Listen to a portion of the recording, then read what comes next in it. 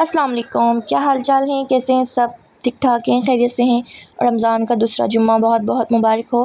तो जुम्मे की तैयारियां स्टार्ट हो गई हैं। ये मैंने सूट निकाला अपनी बेटी का, अमीरा का।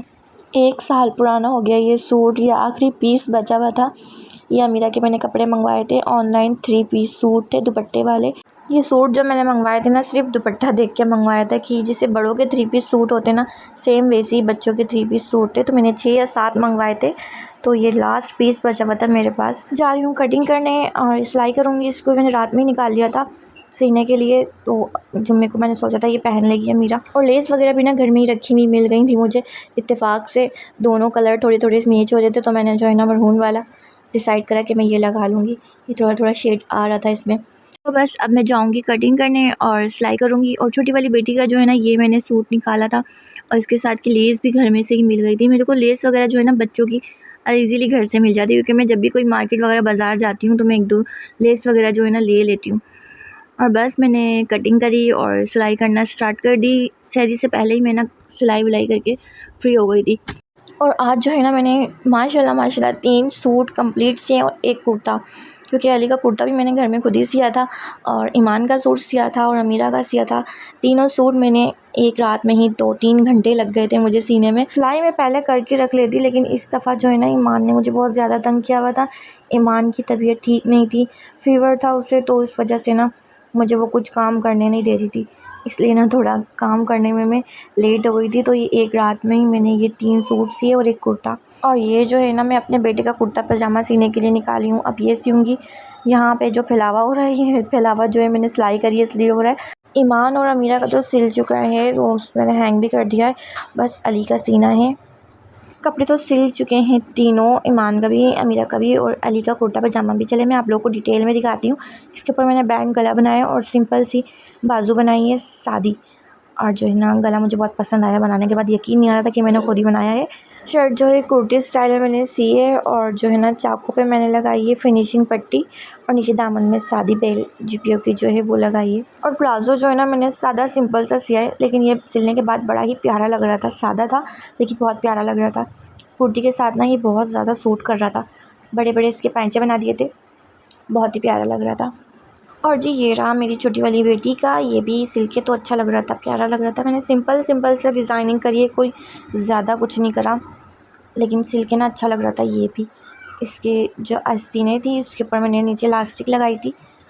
ये रेडीमेड सूटों में ना बहुत चली हुई आजकल लास्टिक, तो मैंने वैसे ही इसमें लास्टिक लगाने की कोशिश करी थी, लेकिन ये सही लगी थी, उसी तरह ही लगी थी।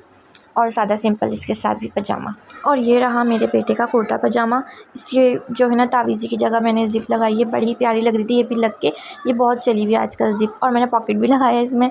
और सेम ऐसी जो है ना मैंने अपने नंद के बेटे का एक कुर्ता सिया है, सेम टू सेम ऐसी है, बस उसका कलर चेंज है और मेरे बेटे का ये है। तो यहाँ तक तो हो गई ये जुम्मे की तैयारी। इसी तरह हर जुम्मे की तैयारियाँ करती हूँ मैं, रमज़ानों के जुम्मे की।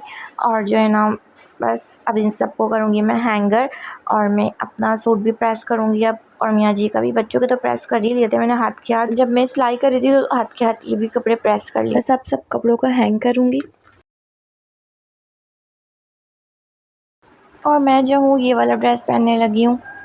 ये प्रिंटेड सूट है, ट्राउज़र भी ऐसी है और शर्ट भी ऐसी है। लेकिन ये जो है ना ये मैंने अपना सूट खुद नहीं सिया है, ये मेरे कपड़े जो है मेरी नंद सीती हैं। और कपड़े प्रेस करके ना मैं यही अलमारी के बाहर ही हैंग कर देती हूँ, मैं अंदर नहीं हैंग करती ताकि आसानी हो, क्योंकि बस थोड़ी देर में ही रेडी होना है, चेंज करने हैं, तो यहीं से ही बाहर से लेके ही चेंज कर लेंगे। और माशाल्लाह बच्चे हो चुके हैं रेडी, मैंने बच्चों को रेडी कर दिया है। अब मैं रेडी होंगी और बच्चे जाएंगे अब ट्यूशन।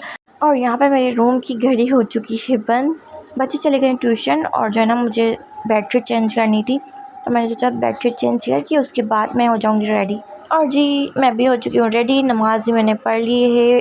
और जो है ना मेरा रूम भी नीट एंड क्लीन हो गया है। बच्चे नहीं है क्योंकि अभी बच्चे आएंगे, उसके बाद से फिर पूरा रूम फैला देंगे। सारी मेहनत मेरी ज़ाया कर देते हैं मेरे बच्चे जो है ना।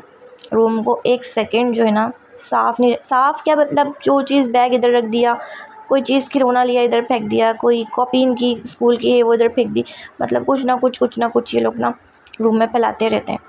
तो बस जब तक बच्चे नहीं हैं, स्कूल जाते हैं, ट्यूशन में रहते हैं, जब तक तो मेरा रूम ऐसे ही रहता है नीट एंड क्लीन। उसके बाद आन लोगों के आने के बाद जो है ना रूम की हो जाती है तबाही।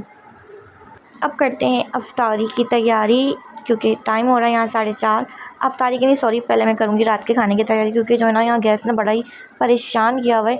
दिन में आती है यहाँ पे 3:30-4 बजे गैस, उसके बाद चली जाती है ठीक 9 बजे। तो यहाँ पे जो भी काम होता है ना, पहले खाना अफ्तार सब इसी टाइम पे ही करना होता है मुझे।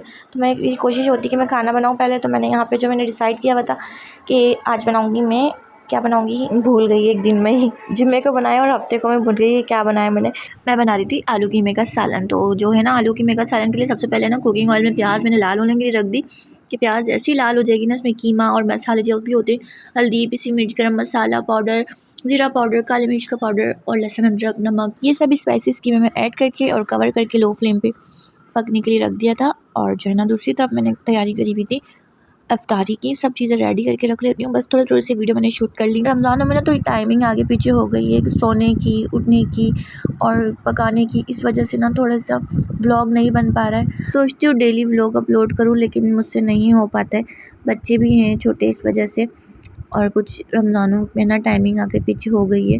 सबसे बड़ी बात जो है ना, गैस की। मेरा मेन काम जो है किचन में ही होता है, तो बस इस वजह से, गैस की वजह से समझे मेरी व्लॉगिंग अच्छे से नहीं हो पा रही है। इंशाल्लाह ये गैस की रूटीन सही हो जाएगी ना, तो मैं अपना व्लॉग डेली अपलोड करूँगी।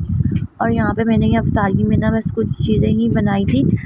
और एक चीज़ है जो मैंने डिफरेंट बनाई थी अफ्तार में, वो थी ये मटर की घुगनी बोलते हैं इसे। ये बहुत मज़े की बनती है, इसकी रेसिपी फिर कभी शेयर करूँगी।